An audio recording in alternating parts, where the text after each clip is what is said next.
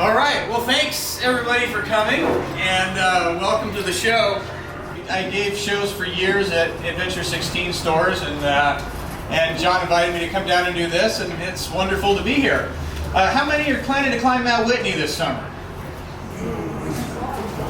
A few of you? Okay. So those of you that are not planning to climb Mount Whitney this summer, what brings you here? Is this a comedy show? It's a comedy show. Oh, okay. Just hearing about your company. Well, thank you. I am flattered. I worked at Adventure 16 for a long time, and then I moved to Bishop, and I run a mountaineering guide service up there now. We do stuff in the Sierra throughout the year. We do peak ascents, including Mount Whitney. And we also do trips all over the world when there's not a pandemic going on. And haven't done a whole lot of traveling since that pandemic started. But interestingly, one of the last places I was at was in Russia, on Mount Elbrus in October. And I have a feeling that may be the last time I'm there for a while, sadly. But we do go all over the world. After that, I did go take a trip to Ecuador recently and did some volcanoes there, and heading back to Kilimanjaro soon. And so things are starting to open back up, thankfully. And we hope that the world situation doesn't change that. Please pray for that to happen. Everybody could use a lot of that right now. It's almost surreal riding chairlifts with people at Mammoth and realizing we're just up here skiing and there's people fighting for their lives up the other end of the world right now. And here we are in the comfort of a brewery talking about climbing Mount Whitney, same thing. So I have a little PowerPoint here that I've modified from previous years to kind of update it for what's going on with Mount Whitney right now. At the start of this, I had something I just thought I would share just because it's fun.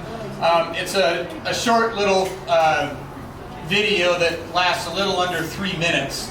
I'm an ambassador for a few outdoor companies, one of which is Loa Boots.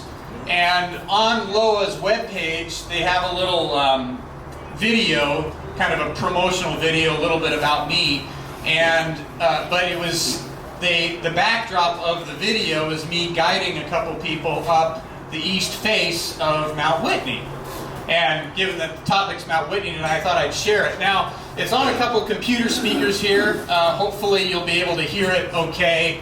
And there's not too much in the background that will stop that from happening. But I'll just share this and then we'll get into the PowerPoint. So let's see if I go like that.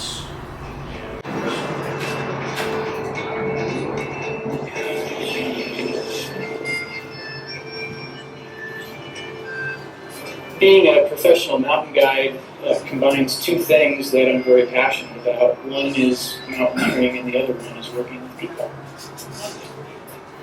My name is Kurt Wedberg, and I've been a mountain guide for 33 years. I think it's a great opportunity to challenge yourself both physically and mentally.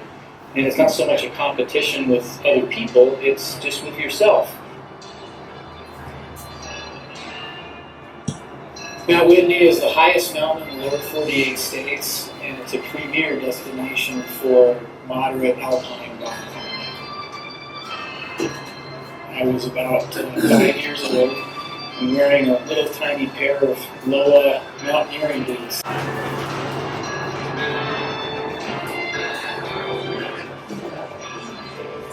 I've been using the Alpine Pro for all my recent mountaineering adventures. It's the perfect boot for not only approaching, but rock climbing and snow and ice as well.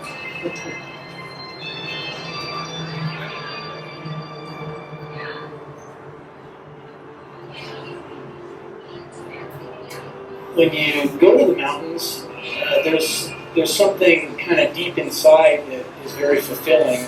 And for some people, that is their drive. Their motivation is just to get out and enjoy whatever it is they're going to do in the mountains. For me, I also find a lot of joy in introducing it to other people. So this passion that I've grown up around doing being able to show that to other people and give them a little taste of that, a little slice of what I've been lucky enough to have my whole life, that really drives me. Steps to the summit!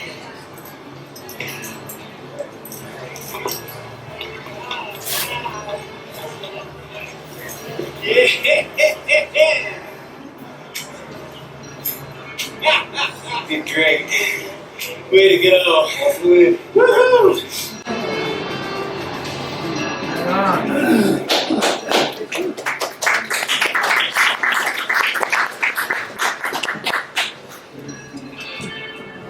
And sadly, the Cody Tuttle who filmed that passed away in a paragliding accident.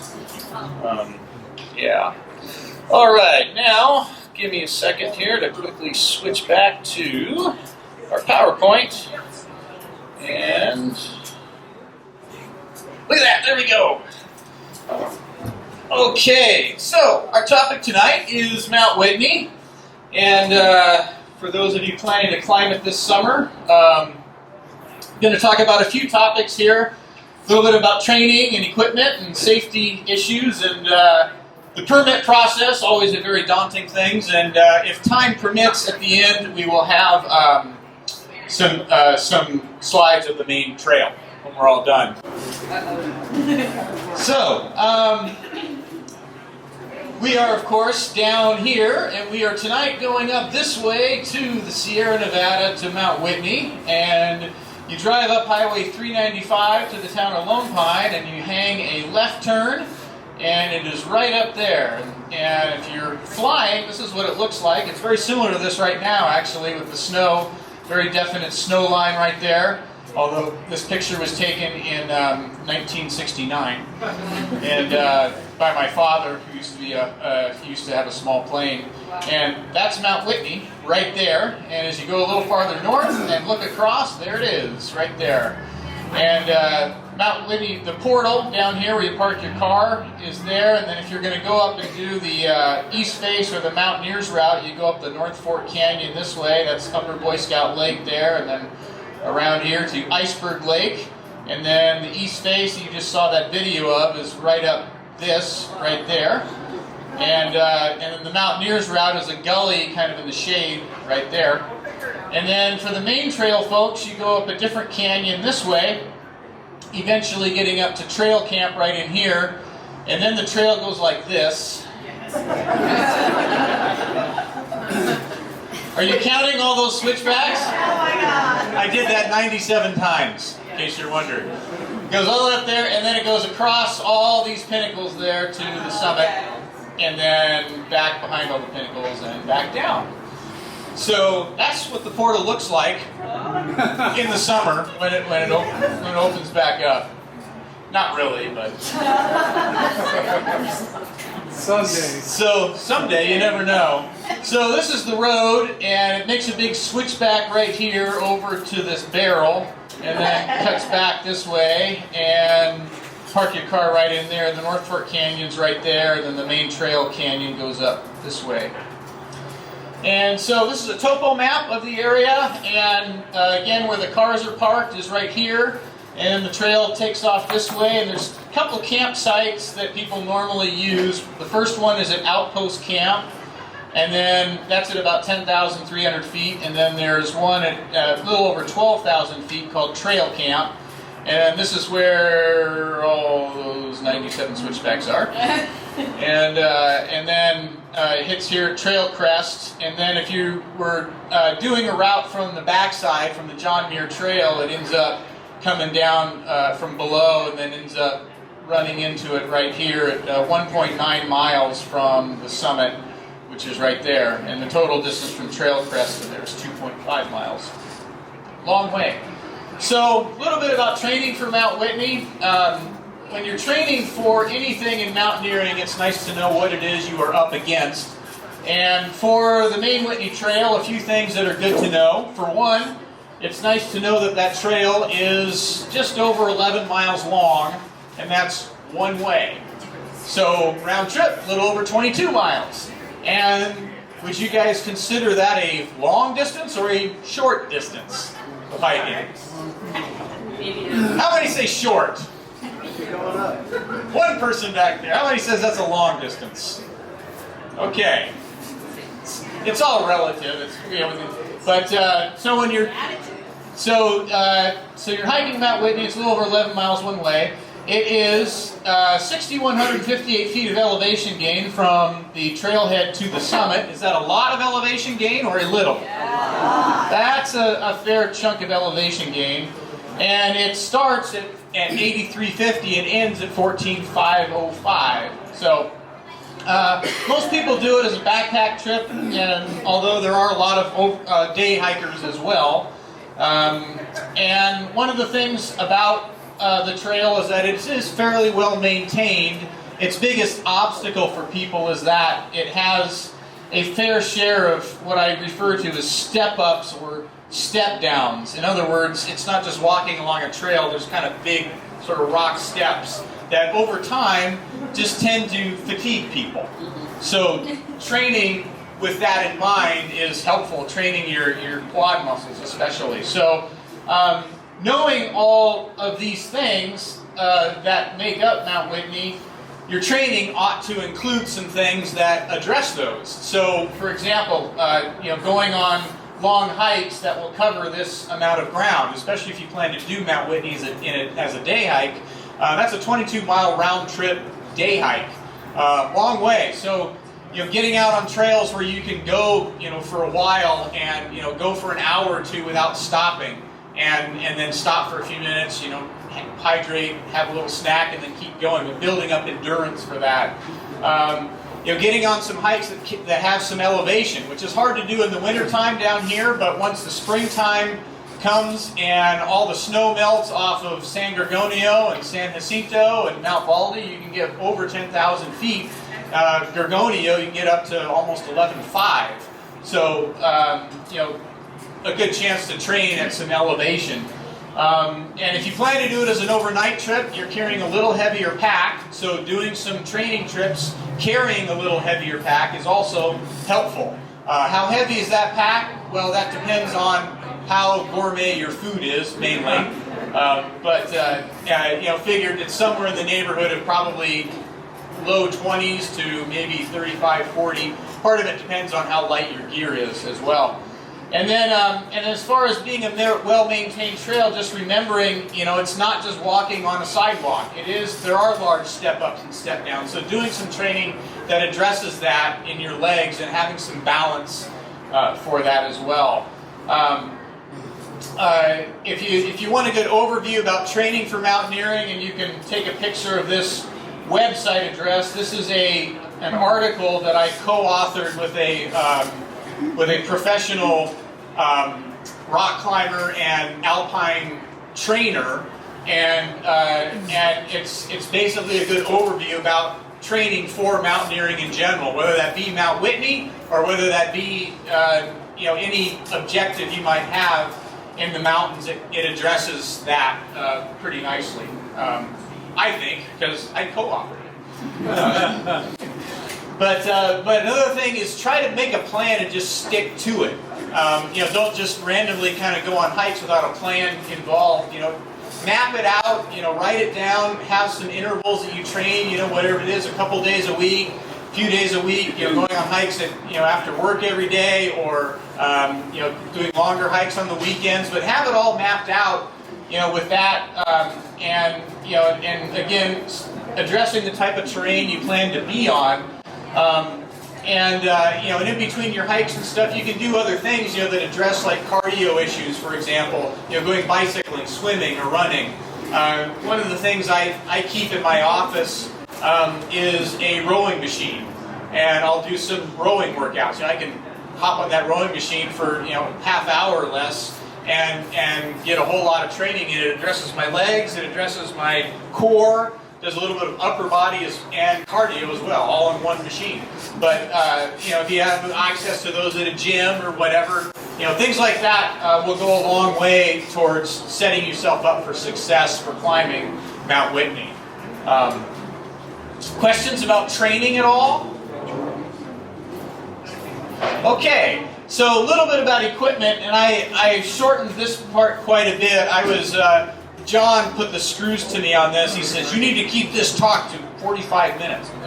So if I start going over 45 minutes, he's going to be yelling at me back there. But anyway, so I would talk more about equipment usually than I will tonight, but let me just say a couple quick things that are useful to know. For one, I divide my equipment into 3 categories. My personal clothing that I'm going to bring on any trip, and my personal gear, that would be anything besides my clothing, and then group equipment, that'd be your shared stuff that is shared between your team members that you're going with.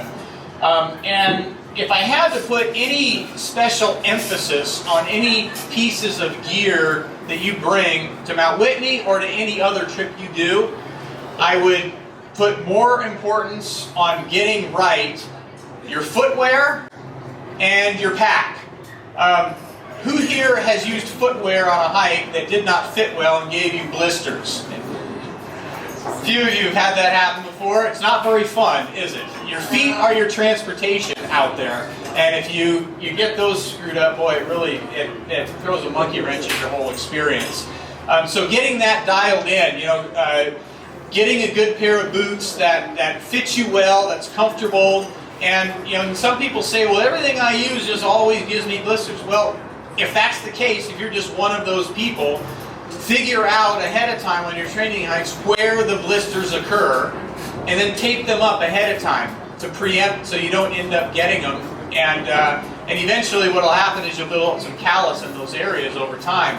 But until that happens, it's a pretty uncomfortable thing. So getting your footwear dialed in, and so people ask, well, what should I bring on Mount Whitney? And it really depends on the time of year you're going to go. If you're going to go on kind of a May-June time frame, you're probably going to be in snow, and that'd be a whole different set of footwear than if you're going in August with a dry trail. But that also might be different if you're going in October when the temperatures cool down and there's little sections of ice on the trail before the snow falls. And so there's going to be different footwear for different times of year, but again, getting that dialed in is critical to your success, safety, and enjoyment on Mount Whitney. And then similarly, your pack is the same way. Whether you are bringing a day pack for a long day trip up and down Mount Whitney, or you are going on an overnight trip, having that pack fit to your body correctly, and I know a lot of people buy gear online these days, but when it comes to boots and packs, you can buy stuff online, but man, get an actual boot fitter to fit your boots, and get an actual pack fitter to fit your packs. One of the companies I've worked with a lot over the years is Osprey Packs, and they actually have a program. You can actually buy it online, and then take it into a store and have it fitted by a real pack fitter. And the difference is, again, key to your success. You get a pack that doesn't fit right, it is a miserable experience. Anybody done that before? A couple of you? Yeah. It's not fun at all. And then group equipment is going to include things like tents, stoves, fuel, your group food, your breakfast, your dinners you're sharing with each other. And when it comes to that stuff, knowing how to use it so you have that dialed in on Mount Whitney is critical. The last thing you want to do is roll into trail camp as the rain starts pouring down, and you've got to pull out a tent and figure out how to put that thing together. And you want to know how to put that thing together. Once you do, it only takes a couple minutes. And so while it's raining, you can quickly get that thing set up and jump inside, and then pull out your stove that you already know how to use because you've used it before on your training hikes at some point. And you can get that thing, obviously not inside your tent, but get that going and get some hot water going. That makes a huge difference, just again, to your comfort and to your safety on your trip.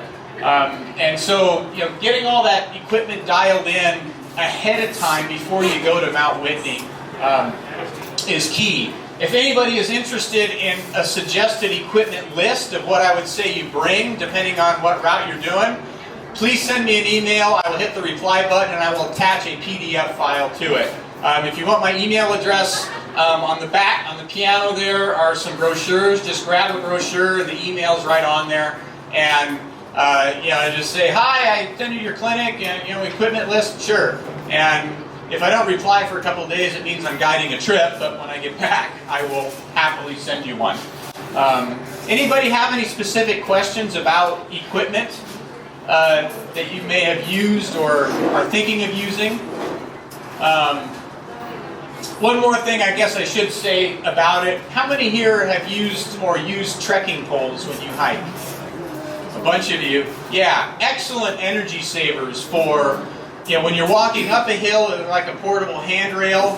When you're crossing creeks, they give you some extra balance. And when you're tired walking downhill, they give you a little bit of extra balance on there. So if you haven't tried those before, I would highly recommend giving those a shot. A little bit about safety and hazards on Mount Whitney. There are a lot of them to consider, and this is the legalese right here of the show. Hazards include, but are not limited to, water issues, lightning, bears, trail hazards, altitude sickness, cold and heat injuries, etc. So just a little word about a few of these things. When it comes to water purification, I'm going to, in full disclosure, just tell you this up front. I don't treat my water anywhere in the Sierra, and I have not done it my whole life, and I'm still here to tell the tale. The one time I did, however, get sick was drinking some water off the Mt Whitney Trail. But here's a couple of things I can tell you, first of all, that might help set your mind at ease a little bit, is they do test the water every single week that comes out of that drainage. They don't publicize this, but it's tested every single week. And if they find something in there that is really hazardous, I promise you they're going to let you know about it. But they don't. But they still, the Forest Service still tells you, treat all your water all the time. There's always there could be a dead animal in the creek above you where you're trying to get water. There could be, on a place like the Mt Whitney Trail, and this may be why I got sick, is there's a lot of people that are attracted to that trail that aren't necessarily outdoors savvy and outdoors educated, and they will do things like go to the bathroom close to water sources. I've seen people literally peeing right into a stream. They will wash their dishes, wash their face, bathe in the creeks. So there are reasons to, legitimately, if you want to treat your water, go ahead and do it. There's many options for doing it. The only thing I'd say about pump filters, they're great in the summertime, but if you go in the shoulder seasons, early season or late season, if a filter freezes, it'll crack and it's worthless. So make sure you keep it warm if that's what you use. Pills are always a great backup, because they're easy. You just drop them in and let them sit there for a little while. Boiling is a very sure method of making sure your water's okay, because it's going to kill anything that's in there. So a lot of people will boil all their water the night before and fill up their water bottles, and then the next morning they're mostly ready to go. They just top off whatever they drank during the night, and then they're off on their way. My favorite is ultraviolet light, which is there's different ones out there. The SteriPen is an example of one, and that's literally a little battery-operated light bulb. The bulb's about this long. The whole device is a little longer. You just turn that on, stick it into your water, stir it around for 90 seconds with that light on, and then the water is safe to drink. Like, really? Yes. Actually, it works. And what it is, it's the same technology that Coca-Cola uses in their bottling plants to purify the water to make soft drinks. And if you read the fine print, it actually doesn't kill anything. All it does is just make all the little bacteria in there sterile so they don't multiply in your small intestine. But it works great. And so, people say, so you don't treat, no, I don't treat my water anywhere in the Sierra, but when I'm guiding trips, knowing that some people aren't comfortable doing that, I carry an ultraviolet light, a SteriPen in my pack, and anybody who wants to treat their water, just hand that to them, and here you go. They're good to go. So just think about that and be smart about what you do. if you use, for example, pills, make sure that you read this instructions and do it correctly. For example, one of them is the potable aqua. There's 2 bottles. One of them is the iodine. The other one is basically vitamin C that takes away some of the taste of the iodine. But you got to put the iodine pill in first, let it sit there for a half hour before you put the other one in. If you put the second pill in right away, then the iodine bonds to the vitamin C, and then it doesn't purify your water. It doesn't kill everything. So yeah, read the instructions and do it the way you're supposed to do it, and it works great. If you boil water, really make sure it's actually, once it hits that first bloob, that's enough. And it's not going to go to 212 degrees up at altitude anyways. But once it hits that first bloob, it's done. That's enough. But make sure it doesn't get mixed in with water that's not boiled. So, lightning is a very real issue on Mount Whitney. You are talking about a mountain range that attracts weather, and it is the highest point in the entire United States. And lightning likes to usually hit the first thing it can find. So, this is just an example of how quickly things can change. A number of years back, I went up with one of my guides to climb neighboring Mount Russell, which is a 14er right next to Mount Whitney. And we were in a thunderstorm cycle. We knew it was a thunderstorm cycle, and so we were trying to be smart about it. This is what the clouds looked like the night before.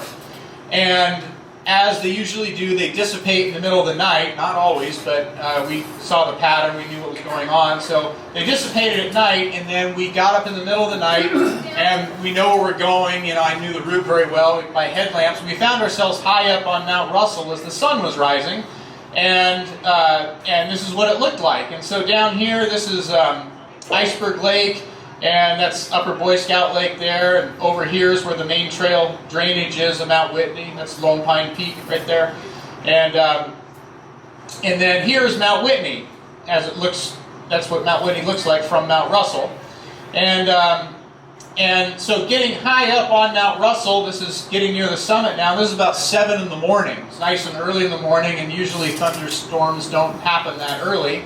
And so as we got up there, we were drinking some water, having some food, taking a few pictures, and we saw some white puffies start to develop. And this is, now getting to be between about 7:30 and 8 a.m.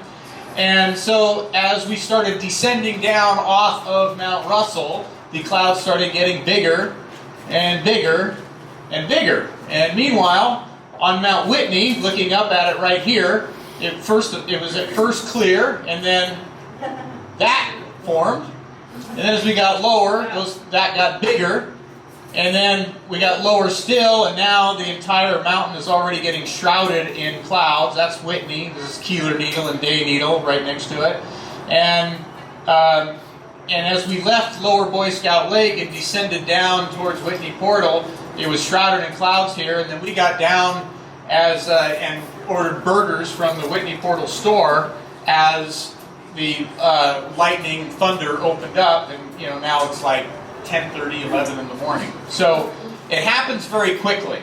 And there's the Whitney Portal store, and there's the best bacon cheeseburger on the planet right there. So, and he does not skimp on the bacon either, by the way. So, yeah. Every time I show this picture, I get a free bacon cheeseburger. So, but the point being is that it happens quickly. Take it seriously when you're up there. If you start seeing dark clouds develop, remember, if you're on the main trail, from trail crest to the summit of Mount Whitney is 2.5 miles, and there's nothing stopping any storms from hitting you at that point. Make sure, if you see those dark clouds develop, turn around and get on down. It's not worth being up there during a lightning storm. There's no protection when you're up there. So people ask, well, what do you do if you got lightning that's around? Well, first of all, for one, try to stay away from high points. If you're going to go out in a thunderstorm cycle, you're going to potentially be exposed to lightning. That's just how it is. You want to make sure you don't get exposed to lightning. Don't go.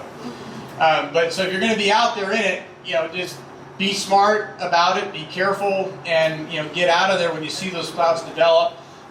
When there's imminent strikes that are going to happen, some of the signs are, I've had, for example, the aluminum frame of my backpack start to sting my back. You hear buzzing in the air. I felt like on the east face of Mount Whitney when I got aluminum climbing gear on, I've heard that buzzing around, and your mouth will go dry. There's very specific signs. True story, that did happen once as we got caught on the east face of Mount Whitney right near the summit as some thunderstorms were developing, and we kind of heard this kind of a sound, and we went, oh, I told the guys, okay, there's going to be a lightning strike. And we crouched down, we're not quite on the summit, crouched down underneath, lightning hits, and I said, okay, we're going to get up, and we're not going to run, but we're just going to walk steadily, and we're going to not stop and sign the summit register. We're just going to walk steadily and get right on out of here and go right on down the Mountaineers route, and that's exactly what we did. And we didn't want to stick around while we're up there. But if you're on the summit and the hut that's up there has a big metal roof and there's lightning rods on that metal roof, but it'll start to buzz and you will hear it. And when you hear that buzzing sound, it is time to go. Even if other people are standing around taking pictures, just get out of there. Don't mess with it. So. Bears are a real hazard on Mount Whitney. There are no grizzly bears in the Sierra, even though our California state flag has a grizzly bear on it. We haven't had any in this state since 1921. But black bears do exist, and they're very habituated to humans and their food. And you got to be prepared for the bears right at the cars. There are signs letting you know that you're in an active bear area. Don't leave any food in your car, and I put that in quotation marks because it's basically anything with a scent. Food, trash, recyclables, toiletries, candles, first aid kits, window cleaner, pet food, dirty dishes, any of this stuff that has a scent. Coolers, full or empty. Bears know what coolers are. And if they see a cooler in your car, they're going to break in and have a look. And so if you have a cooler that's brand spanking new, you've never used it, cover it up. But better yet, put it in one of the bear lockers that are at the parking lot. And so don't leave any coolers, water jugs, stove fuel. Don't leave any of that stuff in your car that a bear might see it. And anything, like duffel bags and other items, even if they don't have a scent, just hide all that stuff. If you take all those precautions, there's going to be somebody parked next to you who doesn't take those precautions, and the bear might spend more time looking there. So this is the consequences of it, and this slide has been in my show for years. This is not the only time I've seen this, though. This same scene, you see this just about every summer. On this particular one, inside, in between the two seats, there was empty Subway sandwich wrappers there. Wrappers? I think the bear probably ate the food, and he's smart enough to leave the wrappers behind for evidence. This is why I broke into your car. I'm not sure about that. But, once you've left the parking lot, you're traveling, a few things to be aware of. Just understand you're in a bear area. Be alert. And bears don't like to be surprised any more than you like to be surprised. From a safety standpoint, traveling solo is a little more dangerous than traveling in numbers. Hiking during the daytime, you're going to see less bears because they're more active at night. But if you're doing a car-to-car day hike, you are going to start at night by headlamp. Some people will put a little bell attached to their pack. Or a whistle around their neck, so if you see one, you can make some noise. That's usually enough for a black bear to be discouraged to come at you. Staying on the trails, because bears will probably stay away from them.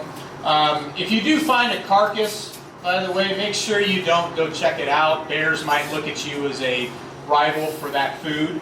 And if you do see cubs, especially as cute as they are, stay away from them. because mom does not understand that you just think they're cute, cuddly little things. The last mauling that happened in Whitney Portal were some tourists. They weren't hikers at all. They just drove up to Whitney Portal and were walking around, and they walked in between a mother and a cub. And she attacked them and injured them, and then she fled with her cub. And then from a statistical standpoint, once she's done that once, she's more likely to do it again. So as a matter of procedure, authorities will hunt down that bear and destroy it for the public safety, and then nobody wins out of that scenario. The cub loses its mom and everything else. So if there are any specific regulations when you pick up your permit, you will be told about those. If you're doing a day hike, you don't need a bear canister, but on an overnight trip, you are required to have one. These are the current ones that are approved and allowed in Sequoia Kings Canyon National Park. And I say this, and I distinguish that because when you start on Mount Whitney from Whitney Portal, you're in Inyo National Forest. That's national forest land. Once you cross the crest of the Sierra, so in this case on Mount Whitney, Trail Crest, once you leave Trail Crest and start up towards the summit, you have now entered Sequoia Kings Canyon National Park.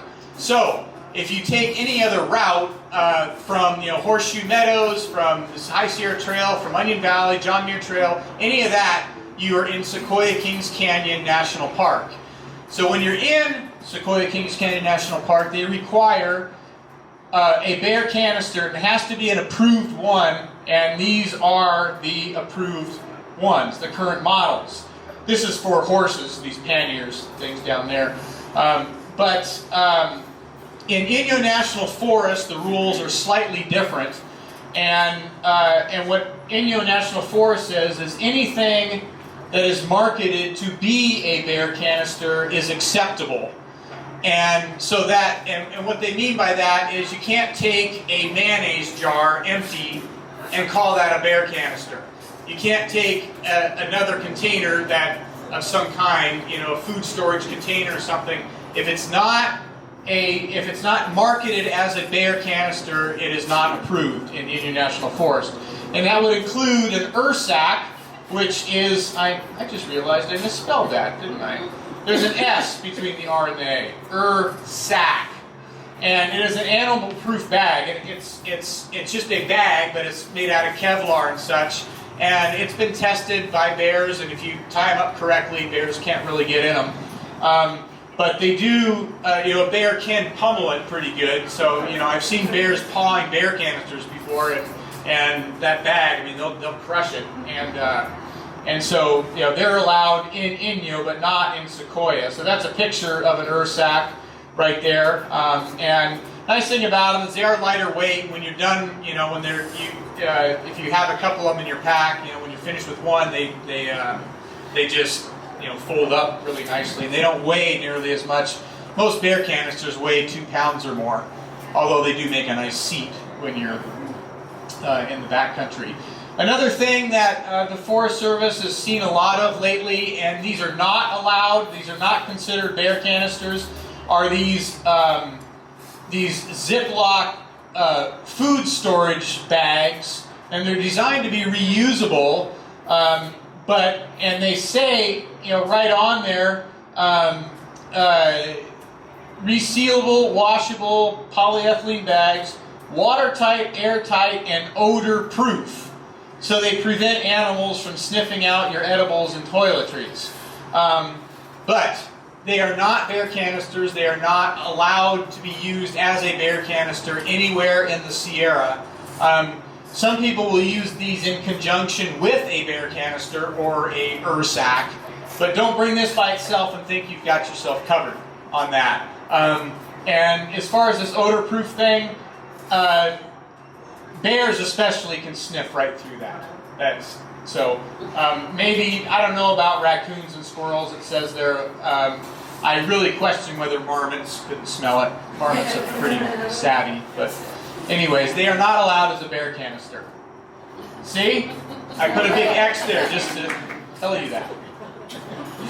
When you're at camp, make sure that the guidelines haven't changed in years, that your sleeping area and your cooking area are 50 feet away from each other, and you store your canisters 50 feet away from both of those, your little triangle right there.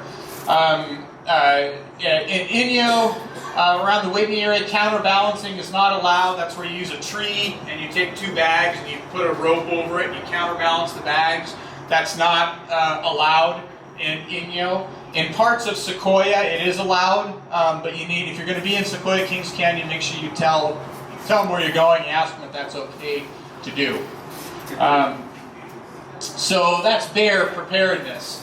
The number one reason people do not summit Mount Whitney is altitude sickness, and you know, it's altitude sickness. When it comes to addressing that, prevention is really the key, and there's several ways you can do that. For one, before your climb, get yourself acclimatized and make sure you're well hydrated. Those are the 2 most important things you can do. And how do you get acclimatized? Well, you can show up to Mount Whitney early, do a couple of day hikes in other areas, like for example, take a day hike up to Onion Valley out of the town of Independence, 15 miles north of Lone Pine.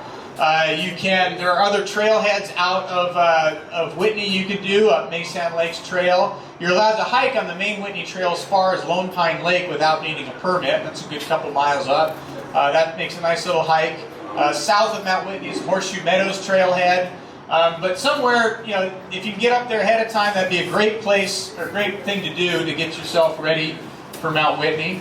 And then make sure you're well hydrated ahead of time. Just make sure that you've taken the time to hydrate yourself. Get plenty of water, plenty of fluids in your body. During your trip, staying hydrated is important. Proper breathing, proper pacing techniques, and eating correctly is also very helpful. When it comes to breathing and elevation, like many sports out there that have breathing specific things, you know, if you do yoga, they teach you breathing for that, right? If you learn to be a long distance runner, they teach you breathing for that helps you be efficient. At elevation, it's something we call pressure breathing. And I'm going to demonstrate it and then I'll explain what I'm doing, but it looks like this.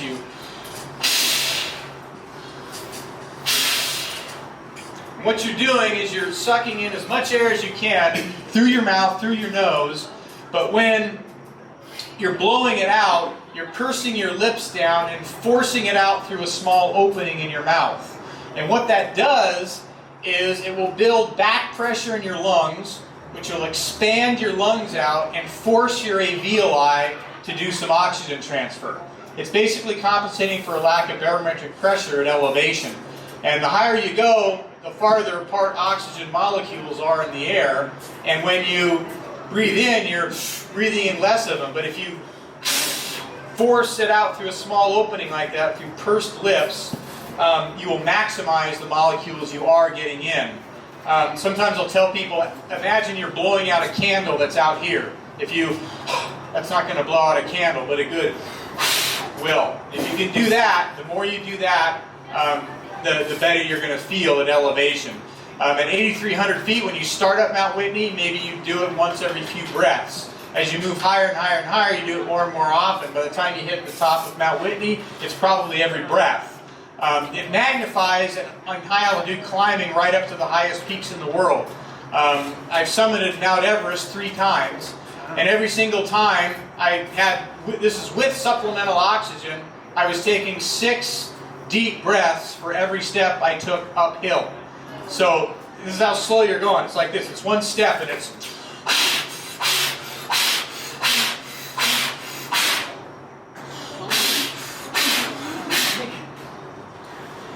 And if I keep doing that here, I will pass out.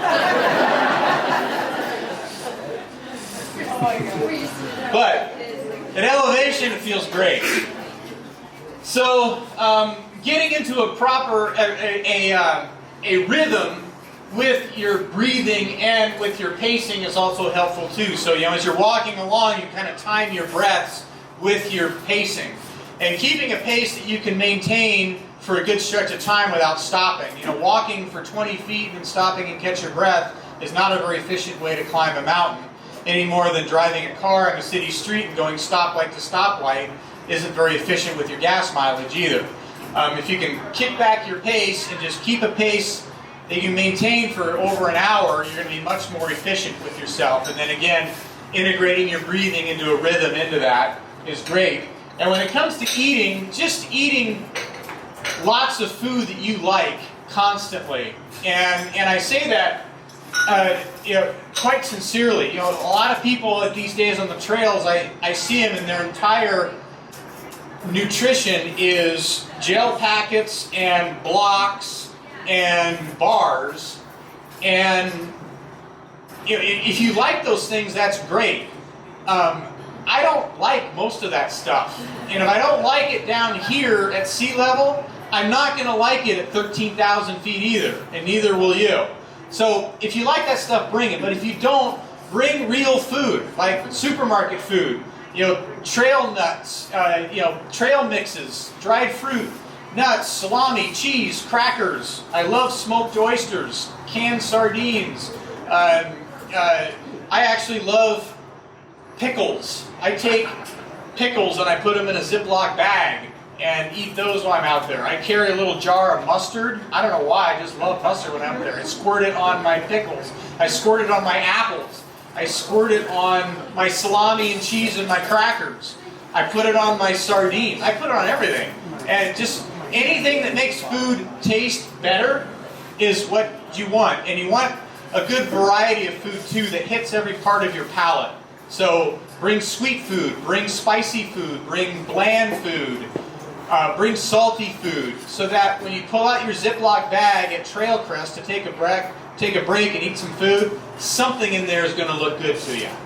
Okay? So having a good variety of food you really like is key to success in mountaineering in general. If you do get altitude sickness, you've got a couple of varieties to choose from. AMS stands for acute mountain sickness, and most of us, if you've been in elevation one time or another, you've probably had some of these symptoms before. And they're not fun, certainly, and but they do happen. And AMS comes in mild, moderate, and severe forms.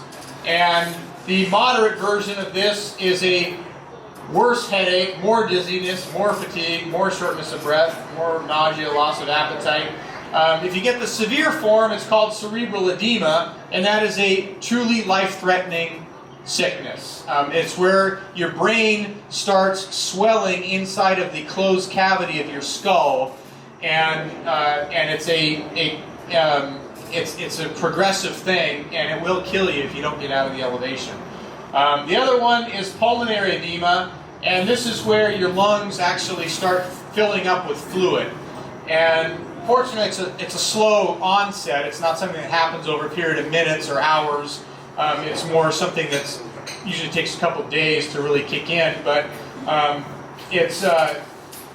and pulmonary edema can happen down here at sea level. It's something drowning victims can sometimes get pulmonary edema, but in the elevation world, we call it HAPE, which stands for high altitude pulmonary edema, and those are the symptoms of it: shortness of breath, tightness of chest, etc.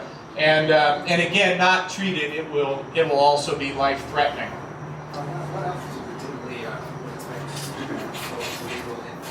What altitude would I expect these to happen? So they can happen to anybody at almost any elevation. I mean, not sea level, but up. Some people can get it as low as 6,000, 7,000, 8,000 feet. Ski resorts that are between 8,000 and 10,000 feet, they do see cases of this, especially when people just, no acclimatization, just go right up to a ski resort and then they yuck it up at night, ordering a few too many brews at a place like Helix, only at elevation. And it's, as a standard rule of thumb for a normal healthy person, they start looking for it at above 10,000 feet. But again, it can happen to anybody, anytime. So higher you get, more opportunities for it to happen. So treatment for altitude sickness. There are several things you can do. At the top of the list is go down. The next thing you can do is descend. Next thing you can do is get out of the altitude. And the final thing you can do is go back to your car and drive to Lone Pine. Are there any questions about treatment for altitude sickness? Okay. So, permits. Who here has applied for their permit already? A few of you? Okay. Well, if you haven't done so, you still have a few days to do it.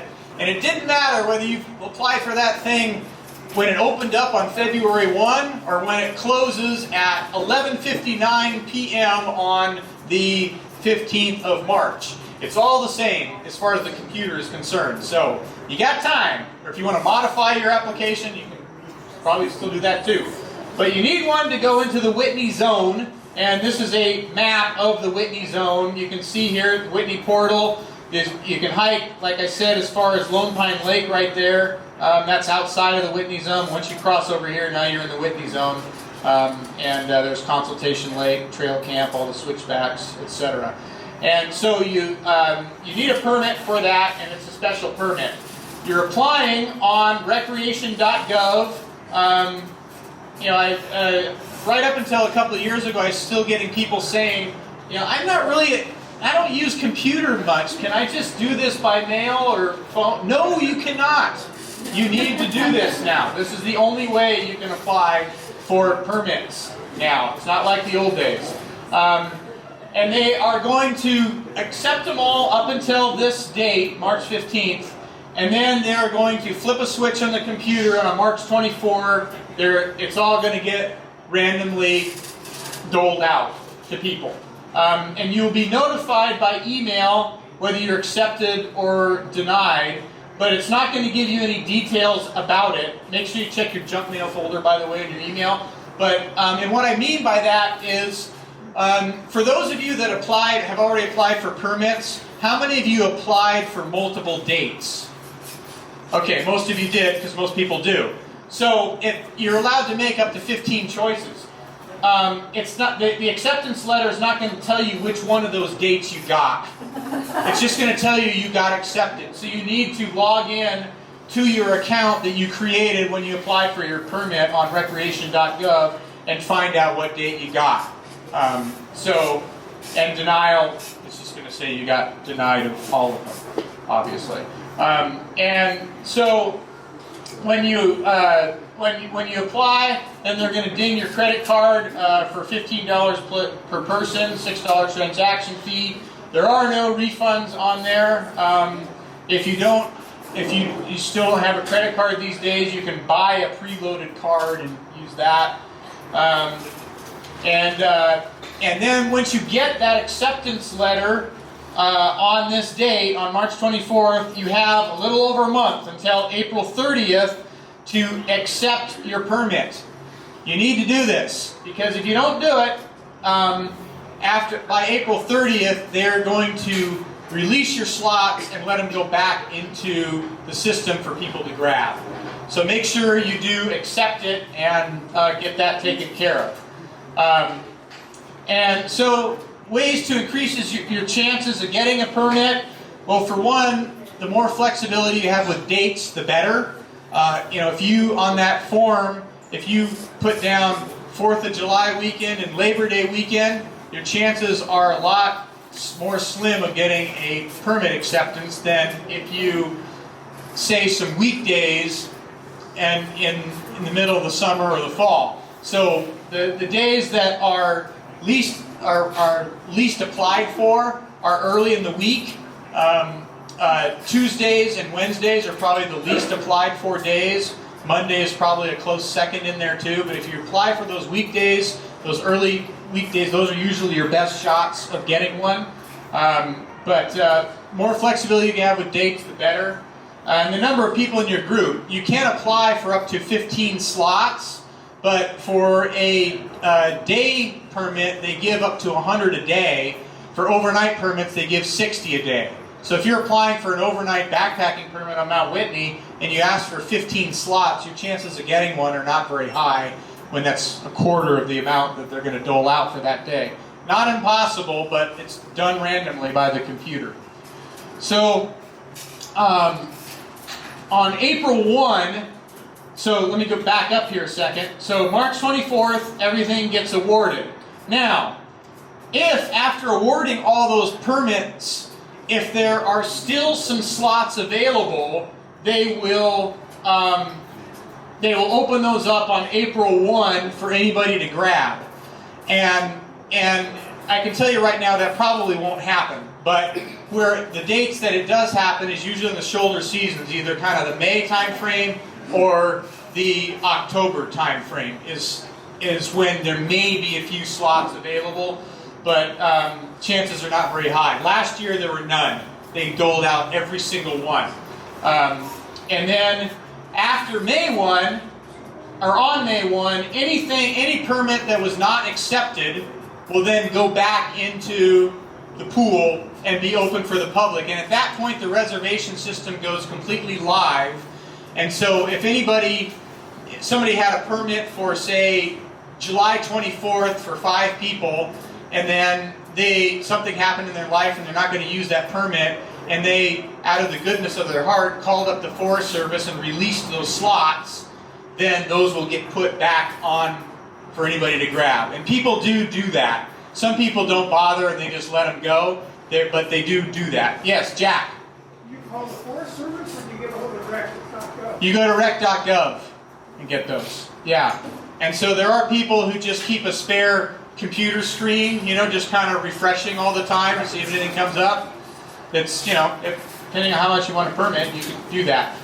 So those are the dates to think about and to remember with that.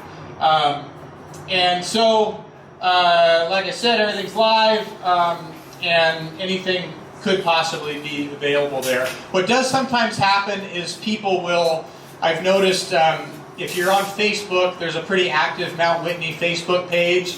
There's also the Whitney Portal store has a website, a message board on there. I've noticed that some people will, knowing they're going to release a slot, they'll put a note up there saying, hey, I'm going to release some slots today.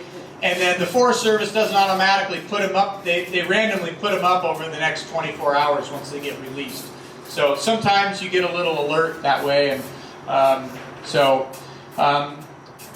there you go. So another thing you can do is consider a different route, like starting from Horseshoe Meadows or Onion Valley or the High Sierra Trail. Those are great backpacking routes. They take a little longer than the main trail, but some awfully pretty country that not nearly as many people visit as visit Mount Whitney. Excuse me, can I ask you a question? Yes. So if I was just going to go out for that day trip outside of the circle, I don't need a permit, or I still do need a permit? No, if you're just taking a day hike and you're not going in the Whitney zone, Right. you can go wherever you want in the Sierra outside of the Whitney zone. That's right. Yeah, Okay. for a day hike. For a day hike. Yep. Yeah, if you're going overnight, you still need a permit anywhere you go. But outside of the Whitney zone, it's a different permit. So, for anybody who hasn't applied, that's still looking to apply, this is your web page where you do it. You type in right there, Mount Whitney, and this will come up, and you hit that button, and then you're going to say you're going to apply for the lottery, and it says the lottery is open, and that will change after March 15th. And then you're going to have to log in and create your account. And so you go ahead and do that. And then once you do it, this is your registration page right there. Put in all your contact info. And then when you scroll down a little farther is where you have your options for dates. And you can keep adding dates with this button right here. And it'll give you the ability to do that up to 15 times. So take your time to do that, and then you put in your payment details and check out, and it's all ready to go. Another web page, and this is a newer one that has come up that is not required, but once you have a permit, this is a site, it's called recon.org, and it's a place where you can register either online or with a PDF form and turn it in, what your itinerary is for any trip you do. And what this is for, this is the web form right here. You can see this is the top of it here, and when you scroll down a little bit, you can scroll down here, and there's even a place at the bottom here for uploading pictures of what your boot prints look like, and the various gear you're carrying with you. And all this is it's information to let search and rescue or the authorities know, so if you don't return from a trip and your loved ones are calling the sheriff saying, hey, my friend didn't turn up from their trip, if you filled out one of these forms, they're going to be able to go to that, and that's going to give them some valuable information to come find you. Now, but it's a Forest Service thing, and this is it, recon.org. And like I said, this is the first page that'll come up, and then you just click on this web form there, and that's the web form thing right there. So definitely check it out, fill it out. It's not going to put you on a mailing list for any kind of spam or junk or anything else. It's literally there just in case you don't show up for something. So it's you're not getting secret information, but it's still not widely out there among the general public yet, but hopefully will be at some point. So so at this point, I've talked till 7:40, and I'm going to look back at John. Do I have enough time to show any slides of the main trail, or should I stop talking now? I'm okay? Okay. So, a few slides of the main Whitney Trail. Here we go. Here's our trail right here. And at the bottom of the trail is a kiosk where you can weigh your pack. Yes, this says 80 pounds next to it. 82 to be exact.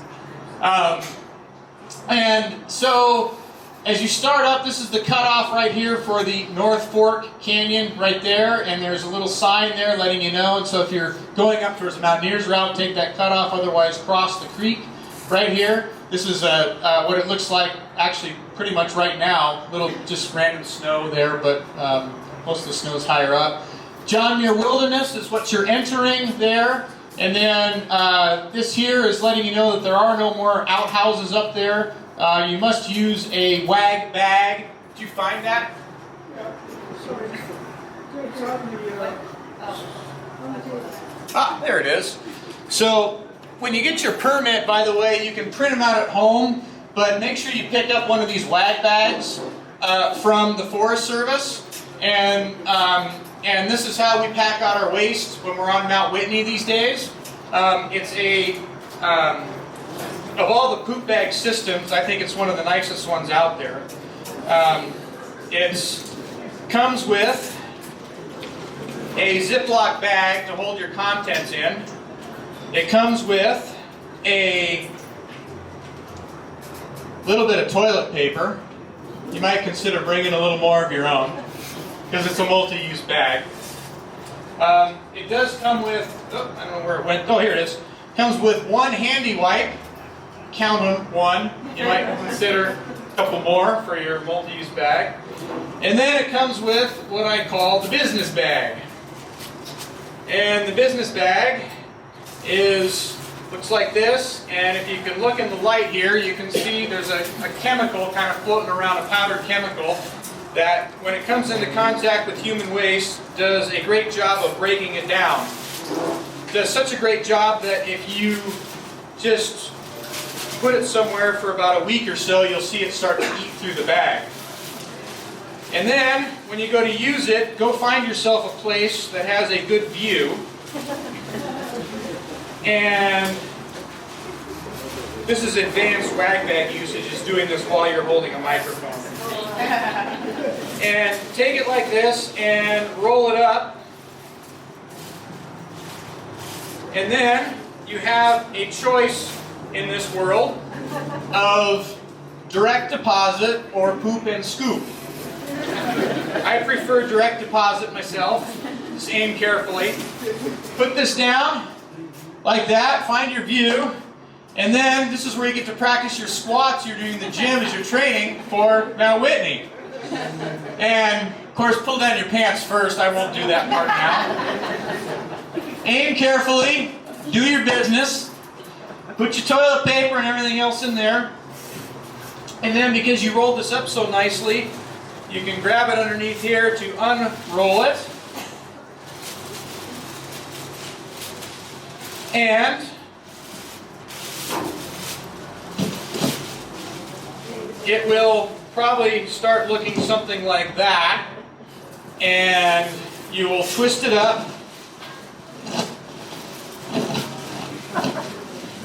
and like this, put it into your Ziploc bag and put this into your pack. When you carry this, I don't put it inside my cooking pot. Usually somewhere on the outside of your pack is just fine. You can also, there's usually pockets around the outside.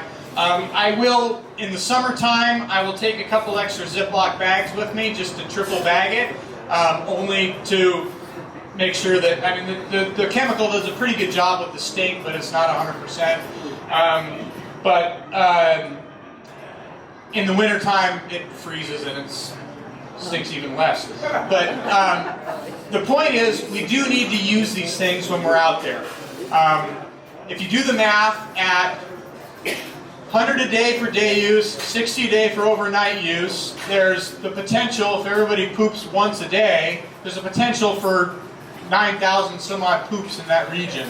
And if we don't take care of that place and keep it clean, they're going to start diminishing numbers even more.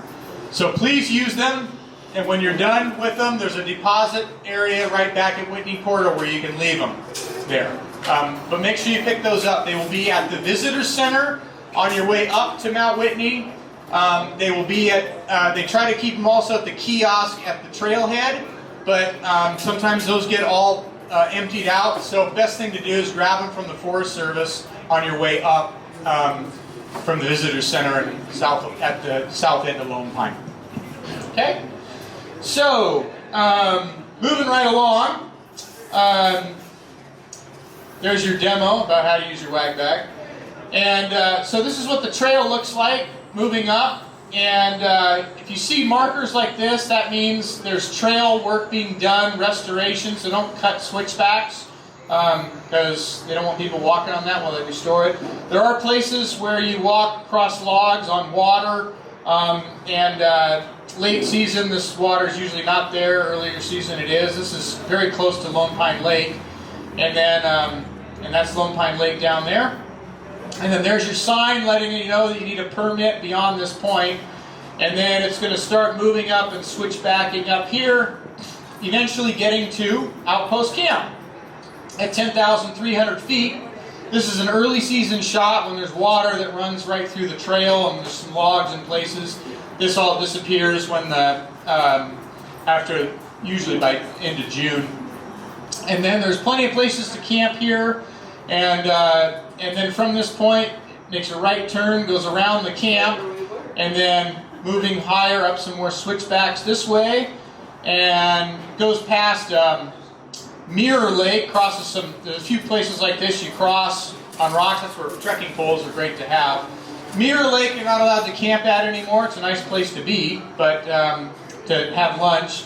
And you can see here, this is a picture taken in 1959, and there's lots of trails down here that were use trails, and all this is restored quite nicely, so that's why there's no camping there anymore. And then the trail will switch back this way, and then start getting up above timberline, and goes up here, pointing towards the mountain. When you see things like this, I call this micro trash. This is all the little wrappers that over the years, we've accidentally dropped. And if you see these, just please pick them up. We've all dropped them at one time or another by accident, so just help each other out and pick them up. Do not give the rocks gum. The rocks don't chew gum. And moving higher, you can see some of the big step-ups that do happen on this trail. When you're carrying a pack on your back, these will fatigue you over time. That's why you train your legs for it.